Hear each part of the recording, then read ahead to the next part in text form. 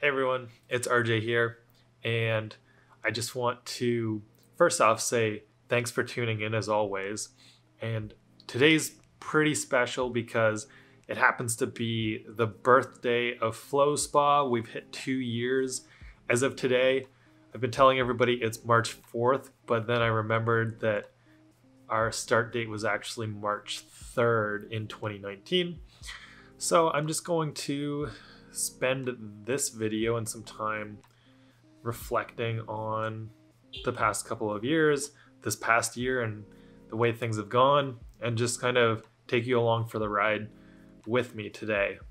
You know, it's certainly been a strange year for us here, trying to keep things going and moving forward as always, but it's obviously been a challenge with lockdown situations and things like that.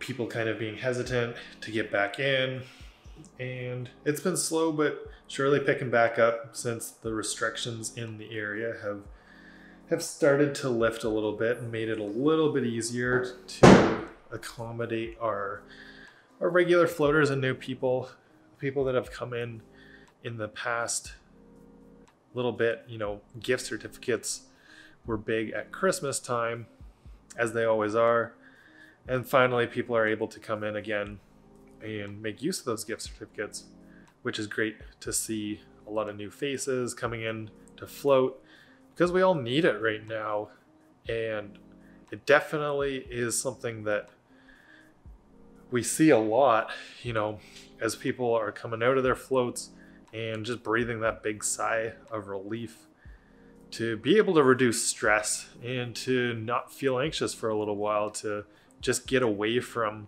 all of the chaos around us. It's really been powerful. It's a very useful way to just get that parasympathetic nervous system activated in a way that we're not normally able to. And that's part of the reason why people come out of the float tank feeling pretty hungry, is because that rest and digest of the parasympathetic has really kicked into place and made it so that, you know, your body's processing nutrients really well. Your body is making use of that recovery phase, really reducing all of those stress hormones to a big extent. And so you just feel great. I always feel pretty hungry after a float though too, because it is just that de-stressing, that parasympathetic of an activity to make use of. And so, you know, there is always stuff to be grateful for if we really think about it. And even though it's been a challenging year, it's so important to keep in mind the positivity, the things that we can keep in our control, or what may be worth your effort, even if it is something that's extremely challenging to do.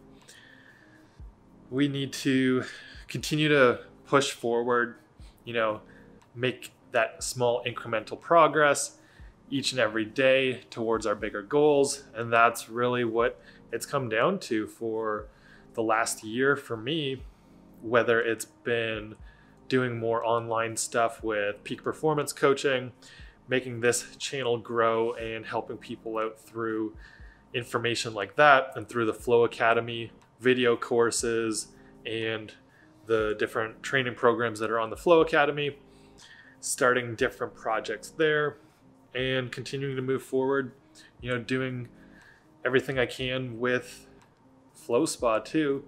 And even though we haven't been able to stay as open or as busy as would be nice to see in the last little while, it's starting to pick back up. It was really great. I think if you go back about a year, I did a day in the life of a float center owner video. And in that video, it was a busy time, and everything was picking up each and every day. And it was awesome to see. And then, you know, pretty much a week after that video, maybe just a little bit longer, is when things started to shut down. And it was really disheartening to see all that momentum, that climb and progress here just drop completely off and have to go 4 months pretty much without any appointments, without anybody able to come in and float, and kind of go back to square one, it felt like, in a lot of ways after that, and go into the fall with, starting to regain momentum. And then, of course, just a few months later, we saw things shut down yet again. And so it was once again a challenge to slowly rebuild in the last couple of weeks as the restrictions have lifted a bit more. But it's still that constant climb, that constant journey, and we got to keep that in mind. And like I said, people need floating so much right now that it really is great to see, even if some people are still hesitant to get back in, the regular floaters that come in, the new people that have come in, have all really benefited so much from it that's what keeps me going. That's what really keeps me grateful through this whole pandemic situation, because I know that it's making such a big difference to the people in our community. So, it's been hard for all of us lately, and something that I kind of wanted to talk about in this video with celebrating the 2-year mark, here at FlowSpa, is that we've got to remember a few things that I like to talk about, or that are important to me on a daily basis, is all about flow and is all about progress. And if you can find those moments in your day to get into the flow state, if you can find those small steps that'll allow you to keep making forward progress each and every day, the journey is going to, keep going whichever way it may go. It really helps you to find a lot of meaning out of it, and it helps you to stay positive, because flow is something that really makes us feel really good. It's that huge hit of all of the best neurotransmitters all at once, and it also accelerates performance and learning. And so that's part of why it's such an intoxicating and enjoyable experience for us to get into a flow state. And it also revolves around progress, because we have to keep pushing our skill. We have to keep learning in order to continue to stay in flow and move up in our progress and the challenge that we face with whatever it is that we are doing.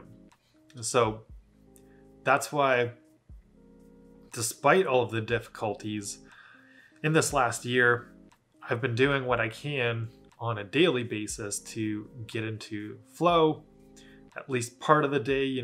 For me, a day isn't complete without some time in flow, some time with deep work where you're really focused in on a particular project.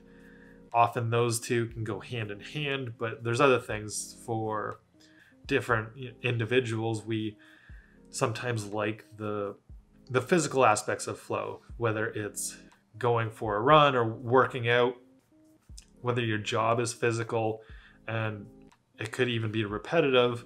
If you keep pushing your challenge level a little bit with that repetitive work and try to improve, maybe try to do it a little bit faster or just with a little more precision and expertise each and every time, we know that that can be a very flow-inducing state. And that's one of the areas, that's one of the different groups that Mihai Csikszentmihalyi studied when researching and discovering the flow state in the first place, was assembly line workers and factory workers that did repetitive tasks constantly, and those that reported the most satisfaction out of their work and out of their daily lives were the ones that tried to push the skill level a little bit, or tried to do, whether it's forming widgets on an assembly line. If you're trying to do one more in a certain period of time than you did last time you did it, that's essentially a way to get into more of a flow state, because you are pushing your skill level ever so slightly. And there's also clear feedback with that as well, because your feedback mechanism is, you did one more than last time, And so that's another great trigger for flow that comes from that example. And the same thing, we can build that into our life. We can do, a lot of people I notice don't keep track of their workouts at the gym. And that's a simple way to get some immediate feedback and some clear goals. Those are two of the triggers for flow states that we can make use of in our day-to-day lives and help us to find that flow more frequently. And it's such an easy thing, whether you use your phone or you just keep a notebook with you.